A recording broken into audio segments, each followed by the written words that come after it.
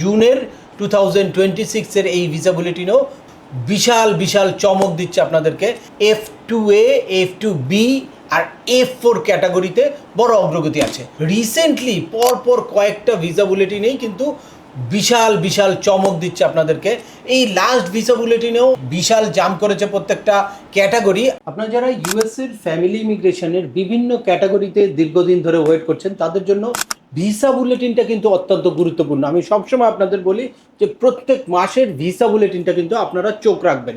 আর এই 2026-এর জুনের নতুন ভিসা বুলেটিনে বড় ধরনের একটা চমক দিয়েছে ইউএসএর স্টেট ডিপার্টমেন্ট। তো চলুন দেখি কি সেই চমক বা কাদের জন্য বড় অগ্রগতি এসেছে এই ভিসা বুলেটিনে। তার আগে বলে নিচ্ছে যারা আমাদের চ্যানেলে নতুন বা আমাদের চ্যানেলটি এখনও সাবস্ক্রাইব করেননি, please hit the subscribe button. আর যারা অলরেডি সাবস্ক্রাইব করেছেন তাদেরকে অসংখ্য ধন্যবাদ।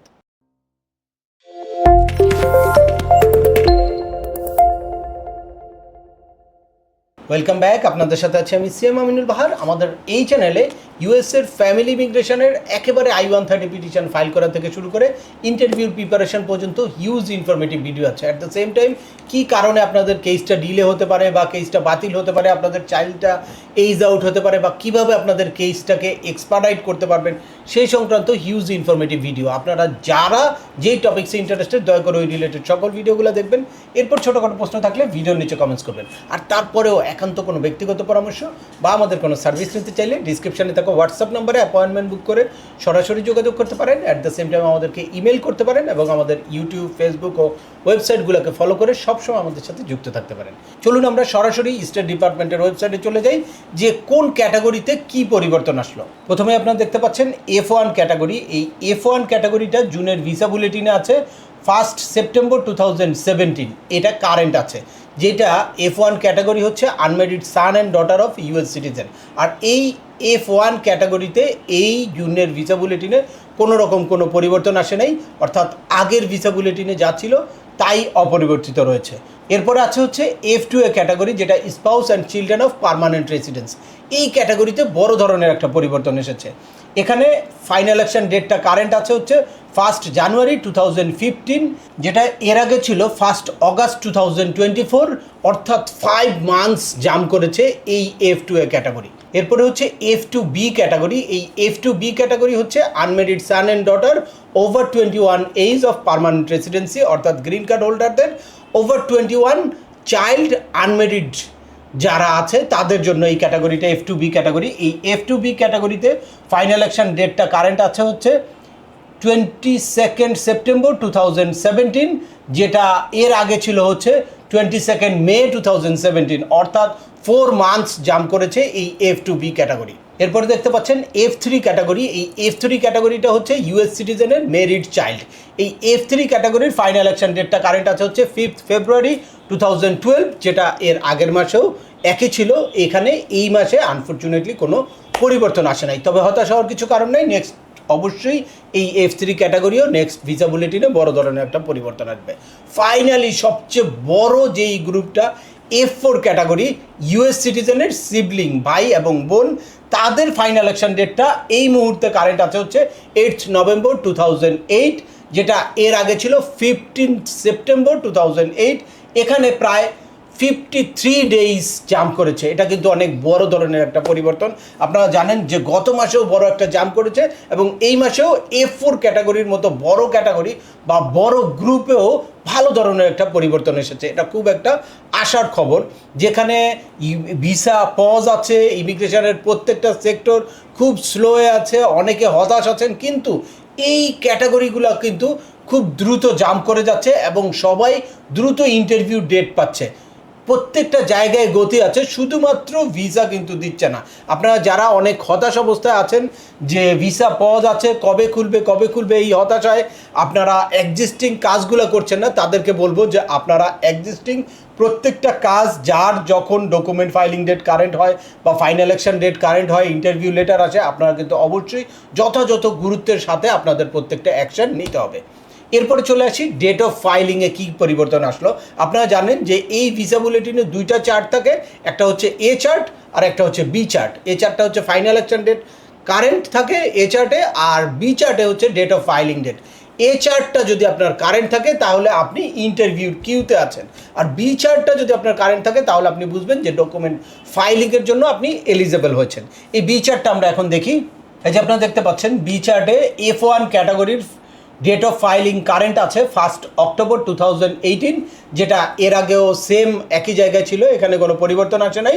বাট F2A ক্যাটাগরিতে পরিবর্তন এসেছে হচ্ছে এটা আগেও কারেন্ট ছিল, এখনও কারেন্ট আছে, কিন্তু এই কারেন্ট থাকা মানে এটার গতিটা সেম আছে। যখনই আপনি ডকুমেন্ট কোয়ালিফাই হয়ে যাবেন তখনই আপনি ফাইনাল অ্যাকশন ডেট কারেন্ট হয়ে গেল, তখনই আপনি ইন্টারভিউর কিউতে চলে গেলেন। এরপরে আছে হচ্ছে F2B ক্যাটাগরি। এই F2B ক্যাটাগরির এখন এই জুনের ভিসা বুলেটিনে ফাইনাল অ্যাকশন ডেট কারেন্ট হচ্ছে 22 মার্চ 2018, যেটা এর আগে ছিল হচ্ছে 1 জানুয়ারি 2018। এখানে প্রায় 82 ডেজ জাম করেছে, এটা অনেক বড় একটা সুখবর।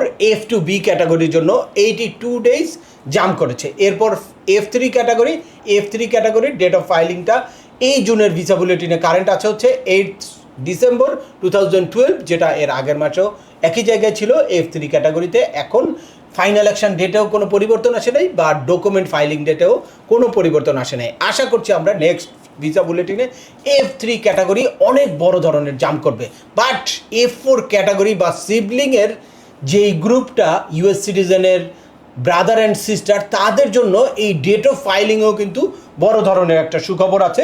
এখানে প্রায় 112 ডেজ জাম্প করেছে, অর্থাৎ এই ভিসা বুলেটিনে ডেট অফ ফাইলিংটা কারেন্ট আছে হচ্ছে 22 ডিসেম্বর 2009, যেটা এর আগে ছিল 1 ডিসেম্বর 2009।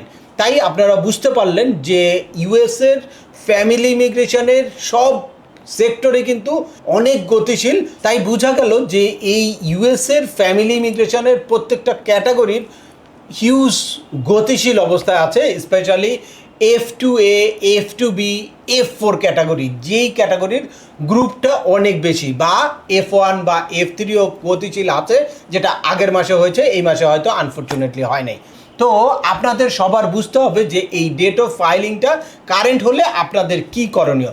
ডেট অফ ফাইলিংটা যখনই কারেন্ট হবে তখন হচ্ছে আপনি আপনার কেসে ঢুকে, আপনার কাছে একটা ইনভয়েস আইডি থাকে, কেস নাম্বার থাকে, ওইটা দিয়ে ন্যাশনাল ভিসা সেন্টারের ইলেকট্রনিক সিস্টেমে ঢুকে তারপর আপনি কিন্তু ফি পেমেন্ট করতে পারেন, কোনো অ্যাড রিমুভ থাকলে অ্যাড রিমুভ করতে পারেন, এরপর DS-260 ফিল আউট করতে পারেন এবং প্রপারলি সিভিল ডকুমেন্ট আপলোড করতে পারেন। এগুলা যত গুছানো থাকবে তত দ্রুত কিন্তু আপনার ডকুমেন্ট কোয়ালিফাই হবে।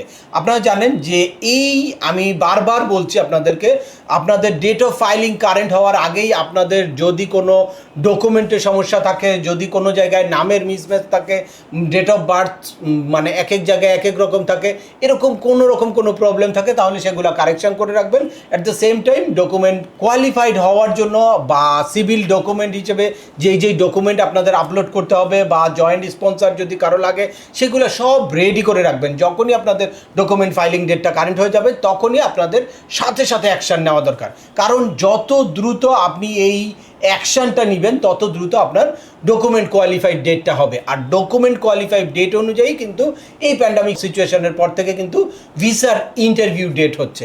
সুতরাং আপনারা 5 দিন আগে, 10 দিন আগে, 1 দিন আগে যদি ডকুমেন্ট কোয়ালিফাই হতে পারেন তাহলে কিন্তু আপনাদের ইন্টারভিউ ডেটটাও এগিয়ে যাবে।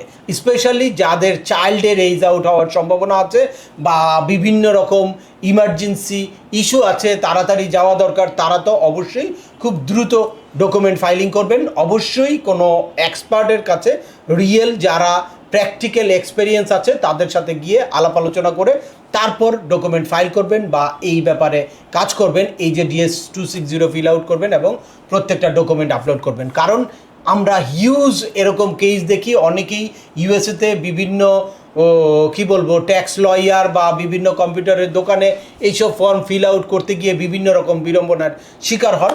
বিভিন্ন জায়গায় অনেক মিস্টেক থাকে যেগুলো পরবর্তীতে ইন্টারভিউ দিতে এসে সমস্যা হয়ে যায়। তাই আপনাদের বলবো যে রিয়েল কোনো এক্সপার্টের সাথে হয় আমেরিকাতে করেন অথবা বাংলাদেশে যদি করতে পারেন তাহলে এটা আরও ভালো হয়, কারণ অ্যাপ্লিকেন্ট যারা আছে বা বেনিফিশিয়ারি যারা আছে তাদেরই সর্বোচ্চ ইনফরমেশান DS-260 লাগে বা তাদের ডকুমেন্টগুলোও ভালো করে দেখা দরকার।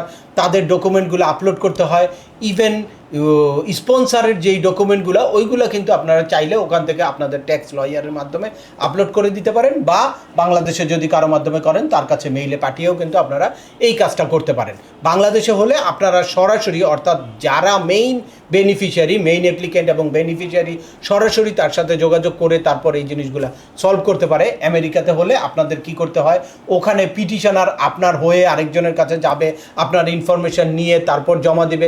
এক্ষেত্রে অনেক মিসম্যাচ থেকে যায় বা অনেক লেন্দি হয়ে যায় এই ব্যাপারটা। এই জন্য আপনাদের এইটাকে খুব দ্রুত করে ডকুমেন্ট কোয়ালিফাইড ডেট দ্রুত আনা দরকার। তাই আপনারা যারা এই মুহূর্তে ডকুমেন্ট ফাইলিং ডেট নতুন করে কারেন্ট হয়েছে তাদের সবাইকে কনগ্রাচুলেশন, তাদের সবাইকে বলবো যে দ্রুত আপনাদের ফাইলিংটা শুরু করে ফেলেন। তো আজকের ভিডিওটি আর দীর্ঘায়িত করছি না, আশা করি এই ভিডিও থেকে আপনারা এই লেটেস্ট 2026-এর জুনের ভিসা বুলেটিনে নতুন করে কাদের ফাইনাল অ্যাকশন ডেট কারেন্ট হয়েছে বা কাদের ডকুমেন্ট ফাইলিং ডেট কারেন্ট হয়েছে সে ব্যাপারে ক্লিয়ার একটা ধারণা পেয়েছেন। অ্যাট দ্য সেম টাইম তাদের এই মুহূর্তে কী করণীয় সেটাও জেনে গেছেন। তারপরেও আপনাদের যদি এই সংক্রান্ত কোনো রকম কোনো প্রশ্ন থাকে অবশ্যই আমাকে কমেন্টস করে জানাবেন। আর ভিডিওটি ভালো লাগলে বা তথ্যবহুল মনে হলে লাইক দিয়ে আপনার বন্ধুদের মাঝে শেয়ার করে দেবেন যাদের এই ইনফরমেশনগুলো অত্যন্ত প্রয়োজন। আবার দেখা হবে নতুন কোনো গুরুত্বপূর্ণ টপিকস নিয়ে। সে পর্যন্ত সবাই ভালো থাকবেন, সুস্থ থাকবেন এবং আমাদের চ্যানেলের সাথেই থাকবেন। আল্লাহ হাফেজ।